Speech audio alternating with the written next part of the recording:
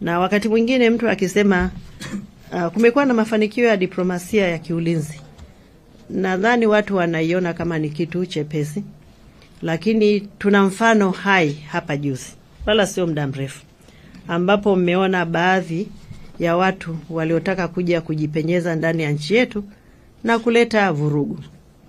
Watu hao wamekuja, lakini kutokana na diplomasia ya uchumi, diplomasia ya ulinzi, nisamehe sana kwa sababu pia nimekuwa katika wizara zingine ambazo zinashughulika na uchumi, kwa hiyo wakati mwingine na baada ya kusema diplomasia ya ulinzi najikuta nikisema diplomasia ya uchumi, lakini pia diplomasia ya uchumi ni kama imezoeleka zaidi.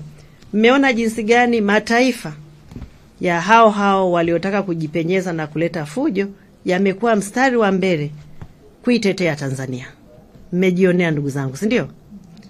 Kwamba wao nakimbilia kwenye nchi ya mwingine, unataka kwenda kufanya fujo, lakini kwa sababu ile nchi imeshajenga diplomasia vizuri, na nchi yako, hata nchi yako inaona kwamba wewe kwa kweli unachokifanya sio sahihi.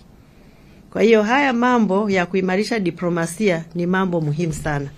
Ni fanikio ambalo kwa kweli hatuna budi kujivunia, lakini hatuna budi kupongeza. Kwa sababu mtu mwingine angetarajia kwamba hawa watu waliofanya wanataka kuleta vurugu katika nchi, basi nchi zao ziwatetee.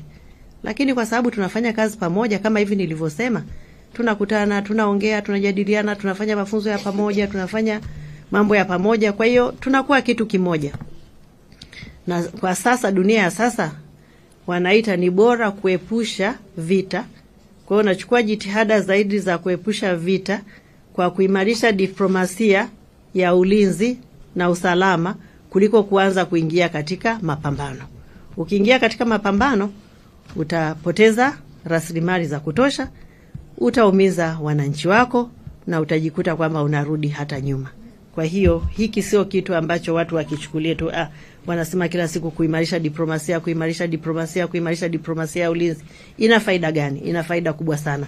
Na bahati nzuri leo nakuja kuelezea mafanikio haya, nimepata mfano wa karibuni ambao nafikiri utawawezesha kuelewa kwamba ni nini manufaa ya kuimarisha diplomasia na urafiki, ikiwa ni pamoja na diplomasia ya ulinzi.